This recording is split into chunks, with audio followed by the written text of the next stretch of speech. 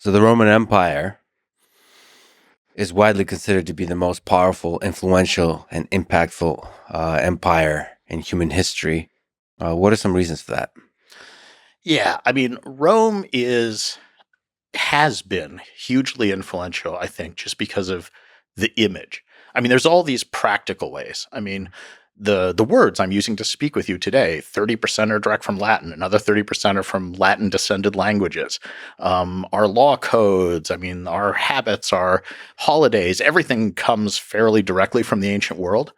But the image of Rome, at least again in Western civilization, has really been the dominant image of a successful empire. And I think that's what gives it a lot of its fascination. This idea that, oh, it was this great, powerful, culturally influential empire. And there's a lot of other empires. I mean, we could talk about ancient China, which arguably was just as big as Rome, just as culturally sophisticated, lasted about the same amount of time. But at least in Western civilization, Rome is the paradigm. But Rome is a little schizophrenic in that it's both the empire when it was ruled by emperors, which is one kind of model, and it's the Roman Republic when it was a pseudo-democracy, which is a different model.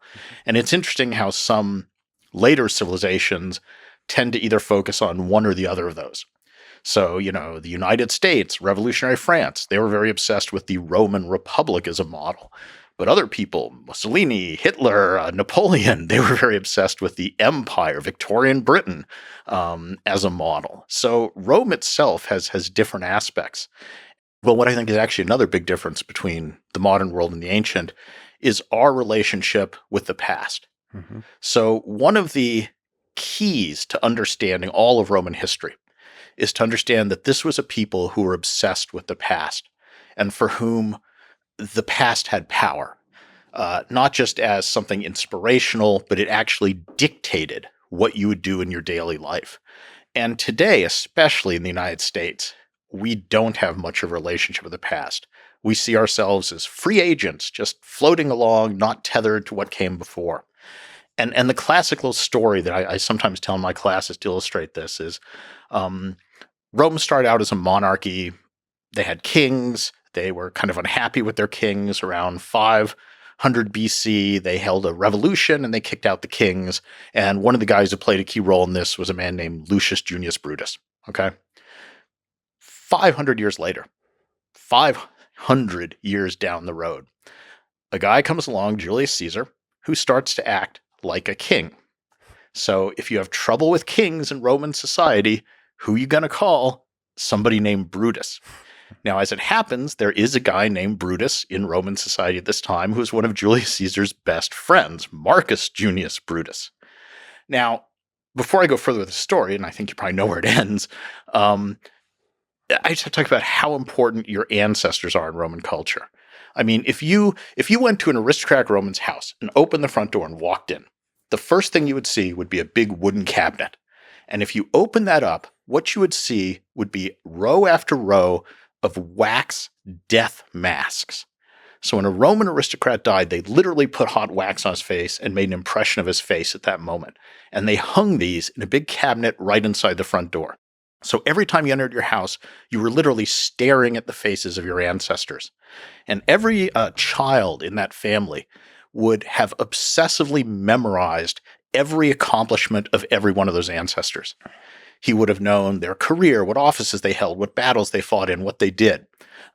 When somebody new in the family died, there would be a big funeral, and they would talk about all the things their ancestors had did. The kids in the family would literally take out those masks, tie them onto their own faces, and wear them in the funeral procession.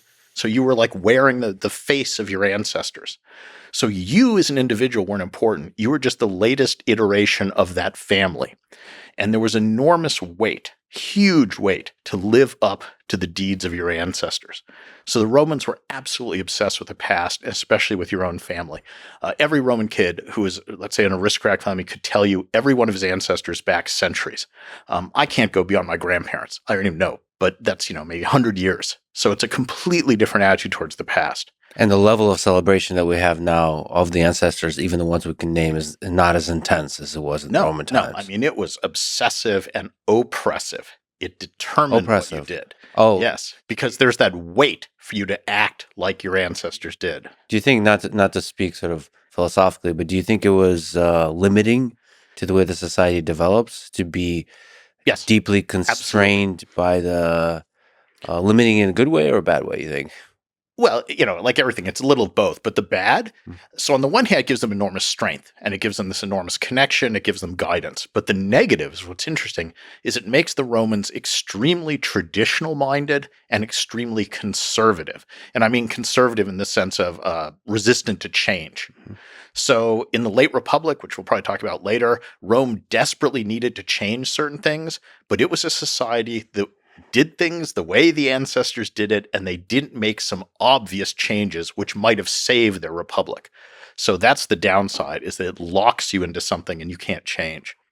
But to get us back to the Brutuses, so 500 years after that first Brutus got rid of kings, Julius Caesar starts to act like a king. One of his best friends is Marcus Junius Brutus. And literally, in the middle of the night, people go to Brutus's house and write graffiti on it that says, "Remember your ancestor."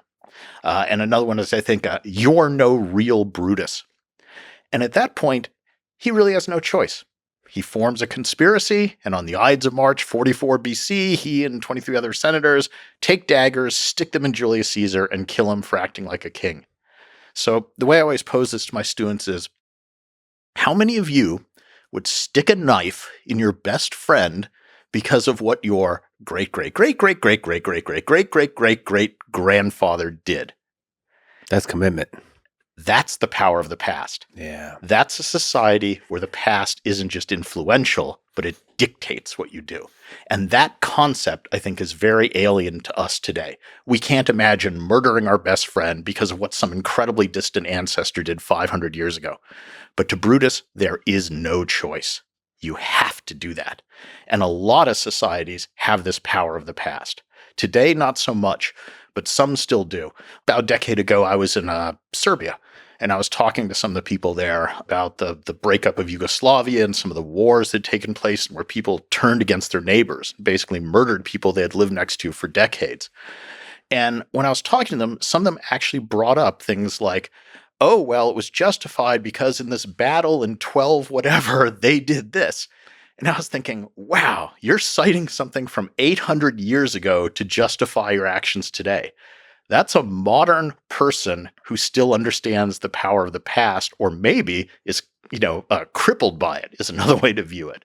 So this is an interesting point and an interesting perspective to remember about the way the Romans thought, especially in the context of how power is transferred, whether it's hereditary or not, which changes throughout Roman history.